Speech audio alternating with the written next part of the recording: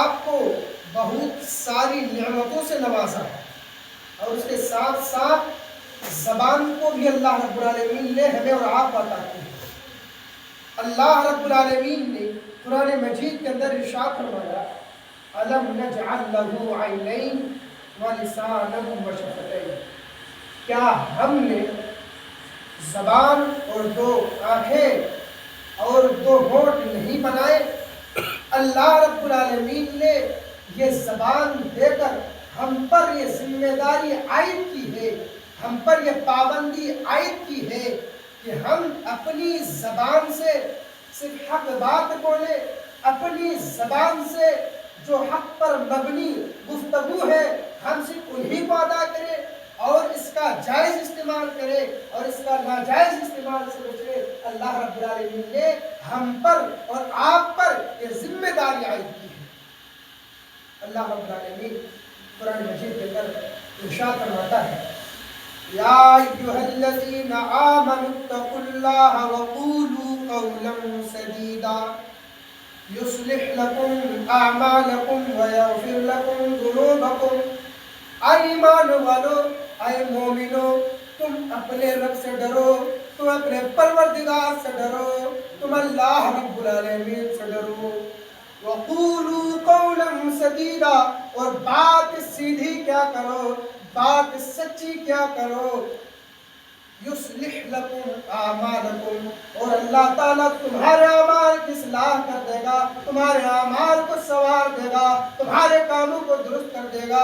وَيَغْفِرْ لَكُمْ ذُنُوبَكُمْ، اور اللہ رب العالمین تمہارے گناہوں کو معاف کر دے گا، تمہارے گناہوں کو بخش دے گا۔ اللہ رب العالمین نے اس آیت کریمہ میں خاص طور پر دو باتوں کا حکم دیا ہے۔ وہ دو باتیں کیا ہے؟ آئیے میں بتاتا ہوں۔ سب سے پہلی بات یہ ہے کہ تم اللہ رب العالمین سے ڈرتے رہنا، یعنی اللہ رب العالمین سے ڈر کر اس کی نافرمانی سے بچتے رہنا۔ اور دوسری بات یہ ہے کہ تم اپنی زبان سے سیدھی سچی گفتگو کرنا۔ اس سے جو فوائد حاصل ہوتے ہیں ان میں سے پہلا فائدہ یہ ہے، اگر ہم سچی گفتگو کریں گے، اگر ہم سچی باتیں بیان کریں گے تو اس کا فائدہ یہ ہے کہ اللہ رب العالمین جو ہے ہمارے اعمال کو درست کر دے گا، ہمارے کاموں کو سنوار دے گا۔ وَيَغْفِرْ لَكُمْ ذُنُوبَكُمْ، اور دوسری بات یہ ہے کہ اللہ رب العالمین جو ہے ہمارے گناہوں کو، ہماری لغزشوں کو، ہماری خطاؤں کو، ہماری غلطیوں کو اللہ رب العالمین معاف فرمائے۔ ہم اور آپ سوچتے نہیں، ہم اور آپ غور و فکر نہیں کرتے، ہماری زبان میں جو بات آتی ہے ہم بیان کر دیتے ہیں، ہم سوچتے نہیں ہیں، ہم غور و فکر کرتے نہیں ہیں کہ کون سی باتیں صحیح ہیں، کون سی باتیں غلط ہیں، اور غلط باتوں کو بیان کرنے لگتے ہیں، دوسروں کا مزہ لینے کے لیے ہم بیان کر دیتے ہیں، دوسروں کو حقیر سمجھتے ہوئے ہم بیان کر دیتے ہیں۔ اگر کوئی معذور ہے، کوئی لنگڑا ہے، کوئی لولا ہے تو ہم ان کی باتوں کو دوسروں کے سامنے بیان کرتے ہیں، مزہ لینے کے لیے بیان کر دیتے ہیں۔ انسانوں غور کرو، سوچو، سمجھو کہ زبان کی کیا اہمیت ہے۔ دیکھنے میں تو ایک گوشت کا ٹکڑا لگ رہا ہے، ہم سوچتے ہیں کوئی اہمیت نہیں ہے۔ آئیے اللہ کے رسول صلی اللہ علیہ وسلم کی حدیث کو دیکھتے ہیں۔ اللہ کے رسول جناب محمد رسول اللہ صلی اللہ علیہ وسلم نے ارشاد فرمایا اذا اصبح ابن آدم فإن الأعضاء كلها تكفر اللسان فتقول اتق الله فينا فإنما نحن به فإن استقمت استقمنا وإن اعوججت اعوججنا۔ جب ابن آدم صبح کرتا ہے تو اس کے تمام اعضاء انتہائی اور عاجزی کے ساتھ جو ہے التماس کرتے ہیں، زبان سے التماس کرتے ہیں کہ ہمارے معاملے میں اللہ رب العالمین سے ڈرنا، ہمارے معاملے میں رب العالمین سے ڈرتے رہنا، کیونکہ ہم تمہارے ساتھ معلق ہیں، ہم تمہارے ساتھ جڑے ہوئے ہیں۔ فَإِنِ اسْتَقَمْتِ اسْتَقَمْنَا وَإِنِ اعْوَجَجْتِ اعْوَجَجْنَا۔ اگر تم سیدھی رہی تو ہم بھی سیدھے رہیں گے، اگر تم ٹیڑھی ہوگی تو ہم بھی ٹیڑھے ہو جائیں گے۔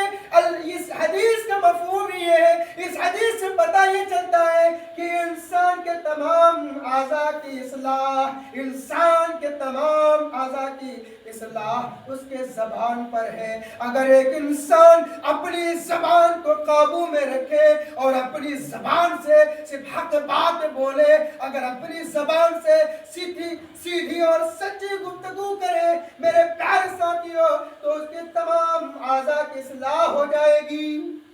لیکن اگر ایک انسان اپنی زبان کو بے لگام چھوڑ دے, بیکار چھوڑ دے, آئے مسلمانوں, اگر اپنی زبان کو اگر کوئی انسان بیکار چھوڑ دے, بے لگام چھوڑ دے اور اپنی زبان سے جھوٹی بات نکالے, اپنی زبان سے دوسروں کو تکلیف دینے والی, دوسروں کو تکلیف دینے والی, دوسروں کو مارنے والی, دوسروں کو برا کہنے والی, اگر ہم اپنی زبان سے باتیں نکلیں گے تو کیا ہوگا میرے پیارے ساتھیوں؟ تو ہمارے اعضاء کی اصلاح نہیں ہو سکتی ہے. اصلاح کے لیے ضروری ہے کہ ہم اپنی زبان کو کنٹرول میں رکھیں. ہم سوچتے نہیں ہیں, ہم غور و فکر نہیں کرتے ہیں.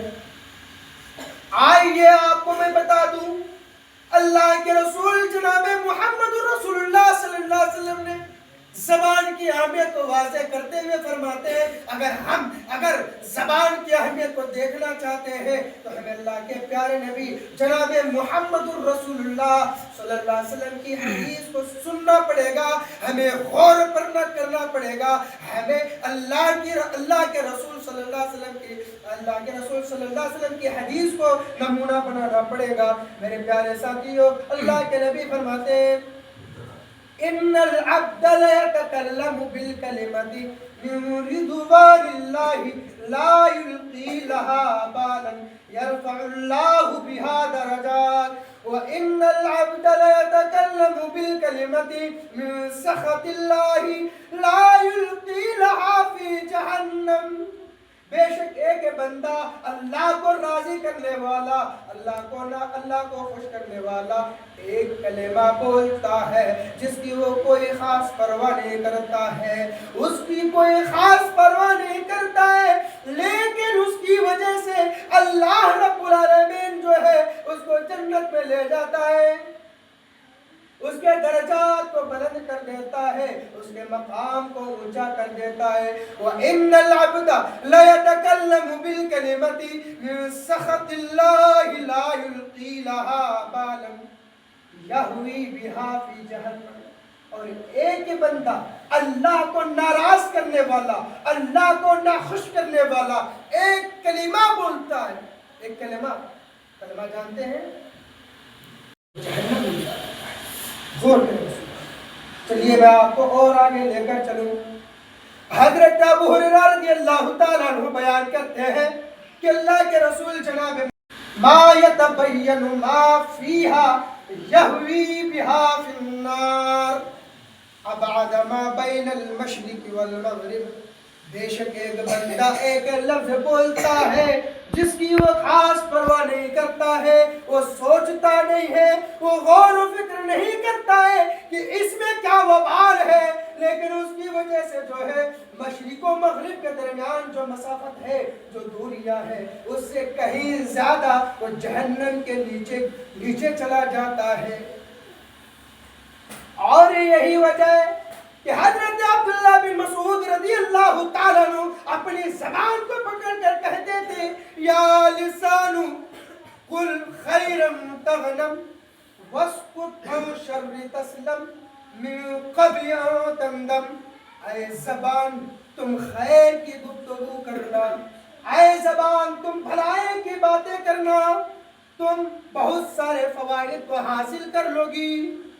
وَاسْكُتْ عَنْ شَرِّ تَسْلَمْ, اور اے زبان تم پوری گفتگو سے, تم پوری باتوں سے خاموش رہا کرنا, تم محفوظ رہو گی. مِن قَبْلِ أَن تَنْدَمْ, اور اے زبان قبل اس کی کہ تمہیں شرمندگی کا سامنا کرنا پڑے, قبل اس کی کہ تمہیں شرمندگی کا سامنا کرنا پڑے. اگر کسی انسان کو جانچنا ہو, اگر کسی انسان کو پرکھنا ہو تو اسی زبان کی وجہ سے اس کو پرکھا جاتا ہے، اسی زبان کی وجہ سے اس کو ناپا جاتا ہے، اسی زبان کی وجہ سے اس کو پہچانا جاتا ہے کہ ایک انسان، اس انسان کی عادت کیسی ہے، اس انسان کا اخلاق کیسا ہے، اس انسان کا کردار کیسا ہے، اسی زبان کی وجہ سے پہچانا جاتا ہے۔ میرے پیارے ساتھیوں، اگر تم صحیح بات نکالو گے اپنی زبان سے مسلمانوں، تو تمہیں دنیا میں بھی عزت ملے گی اور آخرت میں بھی عزت ملے گی۔ اگر تم اپنی زبان سے اگر تم بری باتیں نکالو گے تو تم اس دنیا کے اندر بھی تمہیں بے عزتی کا سامنا کرنا پڑے گا اور آخرت میں بھی تمہیں بے عزتی کا سامنا کرنا پڑے گا۔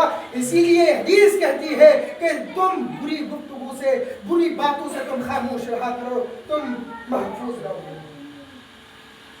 چلیے میں آپ کو اور آگے لے کر چلوں۔ آئیے میں آپ کو بتا دوں کہ زبان کی آفتیں کیا ہے، زبان کی مصیبتیں کیا ہے۔ زبان کی آفتوں اور مصیبتوں میں سے ایک آفت تو یہ ہے، ایک مصیبت تو یہ ہے کہ اللہ رب العالمین کے ساتھ شرک کرنا، شرک کے الفاظ بولنا۔ مثلا کوئی شخص اللہ رب العالمین کو چھوڑ کر کے دوسروں کو مدد کے لیے پکارے، اللہ رب العالمین کو چھوڑ کر کے دوسروں سے دعا مانگے، اللہ رب العالمین کو چھوڑ کر کے دوسروں کے سامنے اپنا سر کو تسلیم کرے، دوسروں کے سامنے سجدہ کرے، اپنا ماتھا کو ٹیکے، اپنا سر کو ٹیکے۔ میرے پیارے ساتھیوں، یہ شرک بہت بڑا ظلم ہے، میں اس کی طرف جانا نہیں چاہتا۔ شرک بہت بڑا ظلم ہے۔ اگر کوئی انسان شرک کے الفاظ بولتا ہے، شرک کام کرتا ہے، یہ سنگین جرم ہے، سنگین گناہ ہے، اور اس کی وجہ سے ایک انسان کے تمام نیک اعمال کو اللہ رب العالمین غارت کر دیتا ہے۔ میرے پیارے ساتھی، اور دوسری بات یہ ہے، زبان کی آفتوں میں سے ایک آفت یہ بھی ہے اللہ رب العالمین پر افطرا پردازی کرنا، یعنی اللہ پر جھوٹ کرنا۔ کوئی شخص یہ کہے کہ اللہ کی اولاد ہے، اللہ کا بیٹا ہے، اللہ کی بیٹی ہے، کوئی یہ کہہ دے نعوذ باللہ، یہ بھی جائز نہیں ہے، یہ افطرا پردازی اللہ پر جائز نہیں ہے۔ میرے پیارے ساتھیوں، یا کوئی شخص یہ کہہ دے کہ یہ اللہ رب العالمین نے اس کام کا حکم دیا ہے، حالانکہ حقیقت میں اللہ نے اس کام کا حکم نہیں دیا ہے۔ یہ کہہ دے کہ اللہ کے رسول صلی اللہ علیہ وسلم نے اس کام کو کرنے کا حکم دیا ہے، جبکہ حدیث میں اس کا کوئی ثبوت نہیں ہے، کوئی جائز کام نہیں ہے۔ اگر وہ کہہ دے یا بغیر علم کے وہ فتویٰ دے دے، حلال کو حرام اور حرام کو حلال قرار دے، جائز کو ناجائز اور ناجائز کو جائز قرار دے، جو کہ صحیح نہیں ہے۔ افطرا پردازی کرنا اللہ پر حرام ہے، حرام ہے مسلمانوں۔ اور زبان کی آفتوں میں سے، زبان کی مصیبتوں میں سے ایک مصیبت یہ بھی ہے کہ اللہ یا اس کے رسول صلی اللہ علیہ وسلم یا اس کی کتاب یعنی قرآن مجید کا مذاق اڑانا، یہ بھی کفر ہے، یہ بھی جائز نہیں ہے، یہ بھی حرام ہے، حرام ہے۔ اللہ رب العالمین قرآن کے اندر فرماتا ہے وَلَئِن سَأَلْتَهُمْ لَيَقُولُنَّ إِنَّمَا كُنَّا نَخُوضُ وَنَلْعَبُ قُلْ أَبِاللَّهِ وَآيَاتِهِ وَرَسُولِهِ كُنتُمْ تَسْتَهْزِئُونَ لَا تَعْتَذِرُوا قَدْ كَفَرْتُمْ بَعْدَ إِيمَانِكُمْ۔ اگر آپ ان سے پوچھیں، اگر آپ ان سے سوال کریں تو کہیں گے ہم تو یوں ہی گپ شپ کرتے تھے اور دل بہلاتے تھے۔ آپ کہہ دیجئے کیا تم اللہ، اس کے رسول اور اس کی کتاب کا مذاق اڑاتے تھے؟ لا تعتذروا، اب تم معذرت پیش نہ کرو، قد کفرتم بعد ایمانکم، کیونکہ تم لوگ جو ہے ایمان لانے کے بعد، اسلام لانے کے بعد، لا الہ الا اللہ کے اقرار کرنے کے بعد تم لوگ دوبارہ کافر ہو چکے ہو، ایمان لانے کے بعد دوبارہ مرتد ہو چکے ہو، اسلام سے پھیر چکے ہو، اب تم مسلمان نہیں ہو۔ مسلمانوں، اور زبان کی آفتوں میں سے، زبان کی مصیبتوں میں سے ایک بڑی آفت یہ بھی ہے کہ من گھڑت باتوں کو رسول اکرم جناب محمد الرسول اللہ صلی اللہ علیہ وسلم کی طرف منسوب کر دینا کہ اللہ کے رسول صلی اللہ علیہ وسلم نے یہ بات کہی ہے۔ حضرت مغیرہ رضی اللہ تعالیٰ عنہ بیان کرتے ہیں اللہ کے پیارے نبی جناب محمد الرسول اللہ صلی اللہ علیہ وسلم فرماتے ہیں ان کذب علی لیس کذب علی احد من کذب علی متعمدا فلیتبوأ مقعدہ من النار، بے شک میرے اوپر جھوٹ گڑھنا کسی اور پر جھوٹ گڑھنے کی طرح نہیں ہے، بلکہ اگر کوئی شخص مجھ پر جھوٹ بولے یا جھوٹ گڑھ لے تو یقین کر لے کہ اس کے لیے جہنم کا ٹھکانہ ہے، وہ یقین کر لے وہ اپنے آپ کو جہنم پر اسیر کر رہا ہے، اس کا ٹھکانہ جہنم ہے۔ حضرت سلمہ رضی اللہ تعالیٰ عنہ بیان کرتے ہیں اللہ کے نبی صلی اللہ علیہ وسلم فرماتے ہیں من یقل علی ما لم اقل فلیتبوأ مقعدہ من النار، اور جو شخص میری طرف کوئی ایسی بات کو منسوب کرے جو میں نے نہیں کہی، جو میں نے اس کا حکم نہیں دیا، جو میں نے نہیں کہی، تو وہ اپنا ٹھکانہ جہنم بنا لے۔ مسلمانوں، آج کل میڈیا کا زور ہے، میڈیا کا دور ہے، اور آج کل اگر آپ جھوٹ بولیں گے، اگر آپ فساد کریں گے، اگر آپ مار پیٹ کریں گے، اگر آپ لڑائی کریں گے، آپ جو لڑائی کریں گے آپ موبائل کے ذریعے اور انٹرنیٹ کے ذریعے پوری دنیا کے لوگ ان کو دیکھتے ہیں، پوری دنیا کے لوگ ان کو دیکھتے ہیں۔ وہ لوگوں جھوٹ سے بچو، پرہیزگار کرو، جبکہ آج کیا ہوتا ہے، واعظین حضرات، مبلغین حضرات، دین کا کام کرنے والے، دین کا خدمت کرنے والے لوگ کیا کرتے ہیں، بہت سارے لوگ ایسے ہو جاتے ہیں میرے پیارے ساتھیوں، بغیر علم کے وہ فتوے دیتے ہیں اور کہتے ہیں یہ تو محمد الرسول اللہ صلی اللہ علیہ وسلم نے حکم دیا ہے، جن کا کوئی ثبوت نہیں ہوتا ہے، بغیر علم کے فتوے دیتے ہیں۔ اور یہ بھی سوشل میڈیا پر ایسی حدیثیں بے کثرت گردش کر رہے ہیں جن کا کوئی ثبوت نہیں ہے، جن کا کوئی بنیاد نہیں ہے، بغیر علم کے، بغیر تحقیق کیے ہوئے لوگ بیان کر دیتے ہیں، جھوٹے قصے کو، جھوٹے کہانیوں کو، جھوٹے واقعوں کو بیان کر دیتے ہیں، محمد الرسول اللہ صلی اللہ علیہ وسلم کی طرف منسوخ کر دیتے ہیں کہ محمد الرسول اللہ صلی اللہ علیہ وسلم نے بات کہی۔